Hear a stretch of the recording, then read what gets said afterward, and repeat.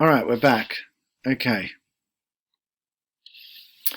We're going to use trig identities to solve this equation algebraically. We need to know solutions for x when cos 2x equals sine x.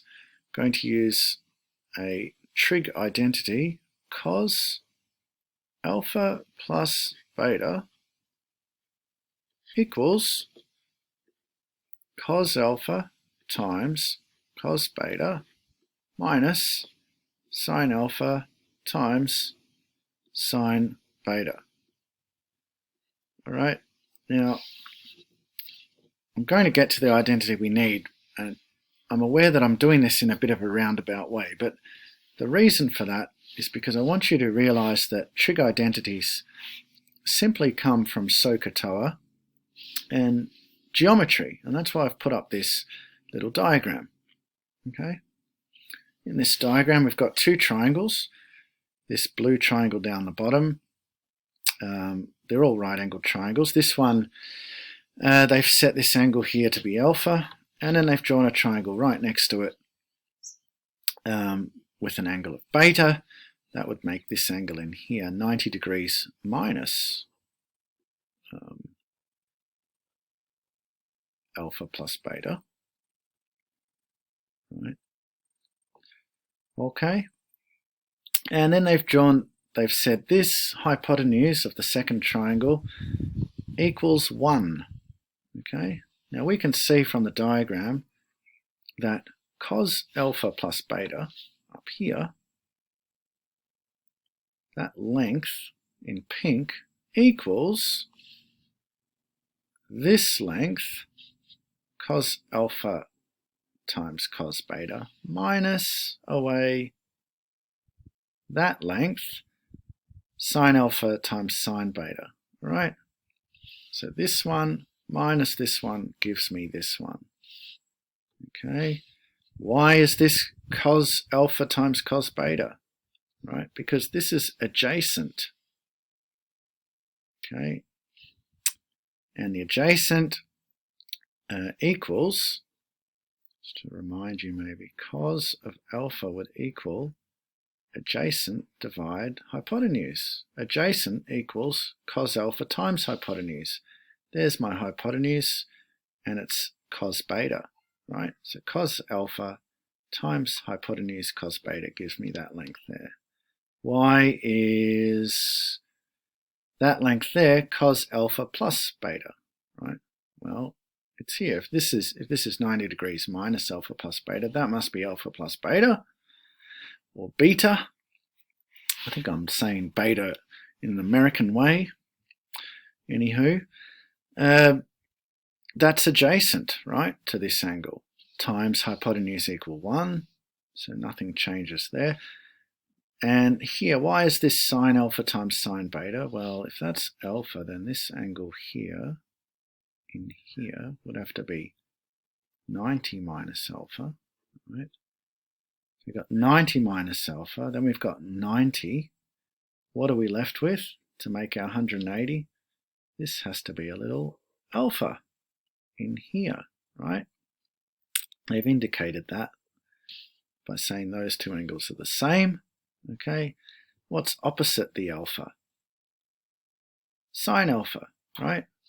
Remember, sine is opposite divide hypotenuse, so we've got that is sine alpha, that opposite, multiplied by sine beta, which is the hypotenuse for that triangle. Okay, so there is nothing mysterious about that identity, even though when you look up these identities, you often end up with a list of about 50 of them or so.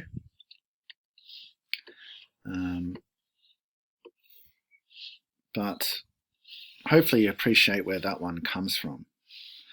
Now, I don't have an alpha plus a beta. I've got an x plus an x, a 2x, right? So what I've really got is cos of an x plus an x. And we're going to get to a double angle identity here. So the alphas and the betas are the same. I've got cos x times cos x. And what's that? Something times itself. is squared, isn't it? Cos squared x. Here I've got minus sine x times sine x, because alpha and beta is the same, minus sine squared x, and that means cos of 2x equaled cos squared x minus sine squared x. And so I'm going to insert this into here, right? So my derivative equals 0 when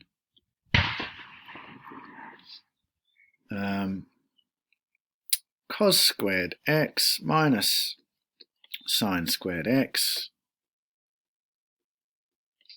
equals sine of x. Okay. Now at this point you might be wondering, why did I bother doing that?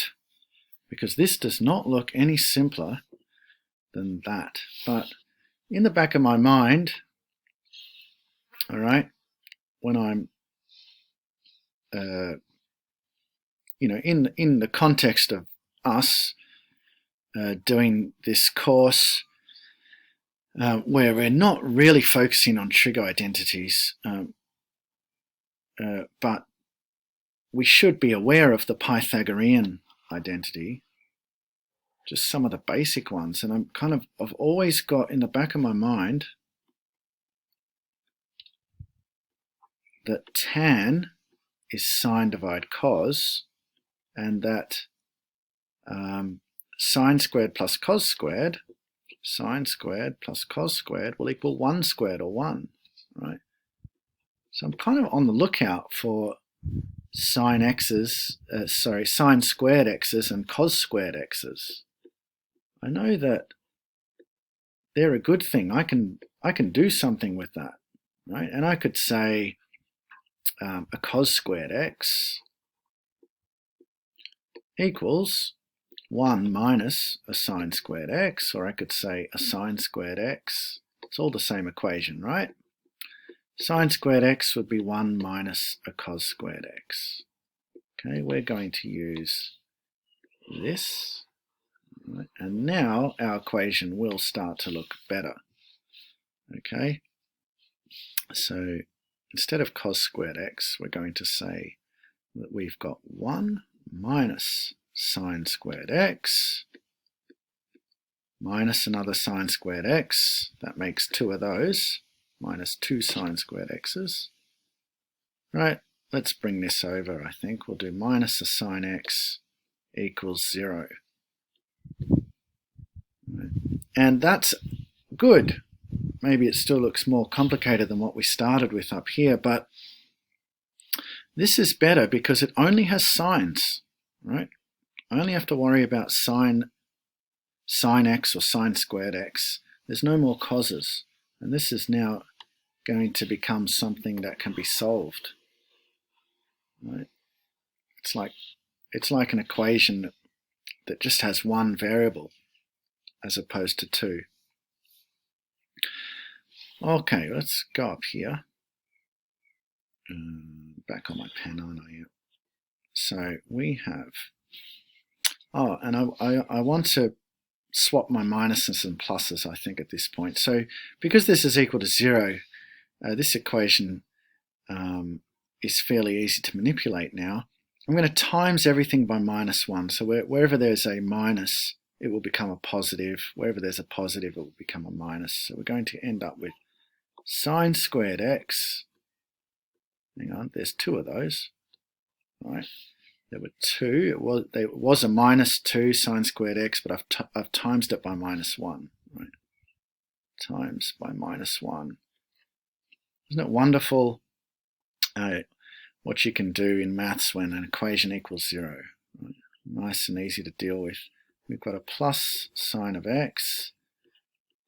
Now this +1 is going to be a -1, and it equals 0. And at this point, you could solve it straight from there. I'm going to do another little step. I'm going to say let sine x equal some letter, maybe u, right? So it's like I've got 2u squared plus u minus 1. I'm doing this because hopefully now you're seeing a quadratic equation.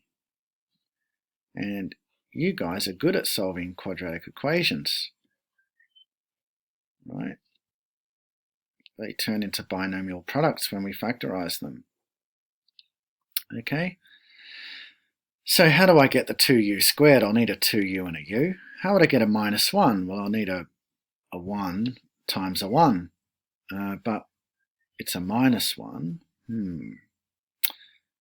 So one of these ones will need to be minus, one of them will need to be plus. Now let's think about the plus 2u. That's going to have to come from a plus 2u minus 1u. So when I do my 2u, that's going to need to be plus here. Let's just do a check, right? And we're foiling. First outside, inside last. 2u times u, yep, 2u squared. All right, outside. 2u times 1 is plus 2u. But then I've got inside minus u. So I had 2u minus u equals plus u. Yep, good. And then the minus 1's coming from minus 1 times plus 1. Yep, so that is all good, right? And we can say that our solutions for u would be a half coming from that one, right? When does that equal 0? When u is a half. When does this equal 0?